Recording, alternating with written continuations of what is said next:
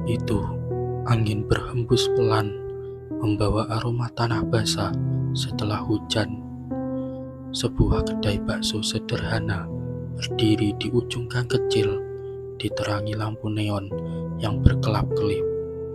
Kedai itu milik Pak Broto, seorang pedagang bakso yang terkenal akan kelezatan dagangannya. Setiap hari, kedainya selalu penuh oleh pelanggan. Namun, di balik kesuksesan itu, ada rahasia gelap yang tidak diketahui oleh siapapun. Pak Broto, tambah satu porsi lagi ya, teriak seorang pelanggan dari meja pojok. Siap, tunggu sebentar ya, jawab Pak Broto dengan senyum lebar. Tangannya cekatan meracik bakso dengan gerakan yang sudah terlatih. Di dapur, seorang karyawan bernama Darto sedang mencuci mangkuk. Wajahnya pucat, matanya terus melirik ke sudut ruangan tempat sebuah kendi tua berwarna hitam diletakkan. Kendi itu tertutup rapat dengan kain merah. Tidak ada yang tahu apa isi kendi tersebut kecuali Pak Broto. Mas Darto, jangan bengong, cepat cuci itu, pelanggan banyak, bentak Pak Broto tiba-tiba membuat Darto tersentak. Iya Pak, jawab Darto tergagap. Darto sudah lama bekerja di kedai Pak Broto.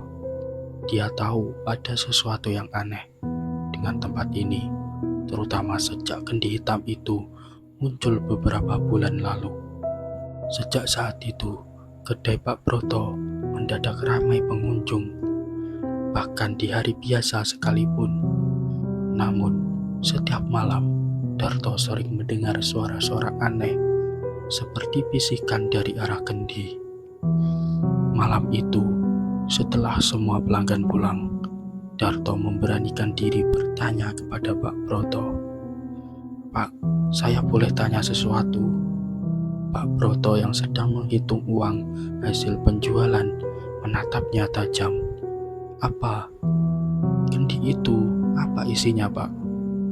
Pak Broto terdiam sejenak. Senyumnya hilang, digantikan oleh ekspresi dingin. Jangan banyak tanya, kamu cukup kerja saja.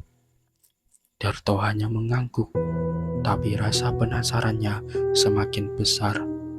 Dalam hati, dia bersumpah akan mencari tahu apa yang sebenarnya terjadi. Suatu malam, Darto terbangun karena mendengar suara gaduh dari dapur. Dengan langkah pelan, dia berjalan ke arah suara tersebut. Dapur gelap, hanya diterangi cahaya bulan yang masuk melalui celah jendela. Namun, matanya menangkap bayangan seseorang berdiri di dekat kendi. Siapa di sana? Teriak Darto. Bayangan itu berbalik, menatap Darto dengan mata merah menyala. Wajahnya bukan wajah manusia, melainkan sosok mengerikan dengan kulit hitam legam dan taring panjang. Darto mundur ketakutan, tubuhnya gemetar. Kamu tidak seharusnya berada di sini, suara itu berkata dengan nada menggelegar.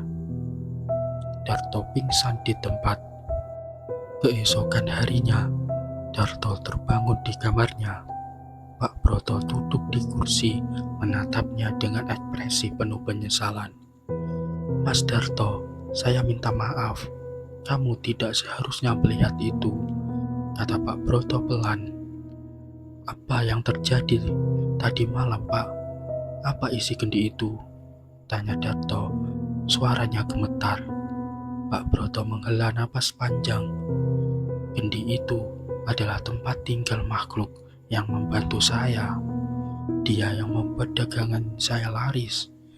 Tapi sebagai gantinya, saya harus memberinya sesuatu setiap bulan.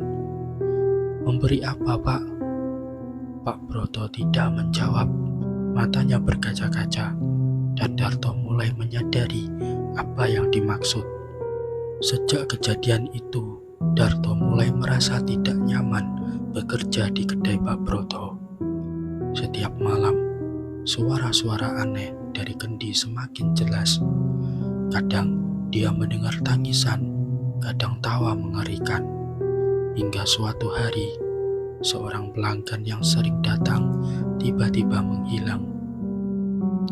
Desas-desus mulai menyebar di kampung. Orang-orang mengatakan kedai Pak Broto ada sesuatu. Namun, karena rasa ingin tahu, atau mungkin karena ketagihan baksonya, pelanggan tetap datang. Darto tidak tahan lagi. Dia memutuskan untuk meninggalkan pekerjaan itu. Tapi sebelum pergi, dia ingin membongkar rahasia Kendi tersebut. Malam terakhirnya bekerja, Darto menunggu hingga semua orang pulang. Dengan hati-hati, dia membuka tutup Kendi. Bau busuk langsung menyeruak, membuatnya mual. Di dalamnya, dia melihat sesuatu yang tidak akan pernah dia lupakan seumur hidupnya. Makhluk kecil berbentuk manusia, dengan kulit bersisik menatapnya tajam. Mulutnya bergerak-gerak, mengucapkan sesuatu dalam bahasa yang tidak dimengerti Darto. Dalam sekejap, makhluk itu melompat keluar dan menyerangnya. Pak Broto muncul, berteriak, "Kamu sudah menghancurkan semuanya." Namun, semuanya sudah terlambat. Makhluk itu melahap Pak Broto di depan mata Darto sebelum menghilang ke dalam kegelapan. Kini, kedai itu kosong dan tak berpenghuni. Orang-orang mengatakan mereka masih sering mendengar suara-suara aneh dari dalamnya. Sementara Darto, dia meninggalkan kampung itu, membawa trauma yang akan menghantui hidupnya selamanya. Setelah meninggalkan kampung, Darto menetap di kota kecil lain. Namun, pikirannya tak pernah tenang. Setiap malam, dia bermimpi buruk tentang Kendi hitam dan makhluk yang ada di dalamnya. Rasa bersalah juga menghantuinya karena dia merasa turut andil dalam kehancuran hidup Pak Broto. Darto mulai mencari informasi tentang Kendi hitam dan makhluk yang pernah dia lihat. Dia mengunjungi dukun, membaca buku-buku kuno, dan bahkan menemui seorang paranormal terkenal. Dari penelusurannya, dia mengetahui bahwa Kendi hitam itu adalah media untuk memanggil makhluk gaib pemakan jiwa yang memberikan keberuntungan bagi manusia dengan harga yang mengerikan. Kendi itu mungkin sudah hancur, kata sang paranormal, tapi jejak kutukannya akan tetap ada, terutama pada mereka yang pernah bersinggungan langsung. "Apa yang harus saya lakukan?" tanya Darto putus asa. "Hanya ada satu cara. Kamu harus mengembalikan jiwa-jiwa yang telah diambilnya. Tapi untuk itu, kamu harus menghadapi makhluk tersebut." Dengan tekad yang kuat, Darto kembali ke kampung halamannya. Kedai Pak Broto kini sudah terbengkalai, penuh dengan ilalang dan dinding yang retak. Namun, begitu dia melangkah masuk, hawa dingin langsung menyambutnya. Di tengah ruangan, Kendi hitam itu masih ada, meskipun tampak retak di beberapa bagian. "Kamu kembali," suara berat bergema di ruangan kosong. Makhluk itu muncul dari bayang-bayang, kali ini lebih besar dan mengerikan. "Aku ingin menghentikanmu," kata Darto dengan suara gemetar, namun penuh tekad. Makhluk itu tertawa. "Kamu pikir mudah menghentikanku? Jiwa-jiwa yang telah kuambil adalah milikku selamanya." Namun, Darto sudah bersiap. Dia membawa air suci yang diberikan oleh sang paranormal. Dan dengan keberanian terakhirnya, dia menyiramkan air itu ke Kendi. Makhluk itu melolong kesakitan saat Kendi mulai pecah. Ruangan bergetar, angin kencang berputar-putar, dan suara jeritan jiwa-jiwa yang terperangkap terdengar di mana-mana. Darto berusaha tetap berdiri meski tubuhnya hampir terhempas oleh kekuatan tersebut. Saat kendi akhirnya hancur, makhluk itu lenyap bersama asap hitam tebal. Suasana menjadi sunyi dan Darto jatuh terduduk, tubuhnya lemas. Namun sebelum pergi, dia mendengar bisikan terakhir dari makhluk itu. Kutukan ini belum selesai.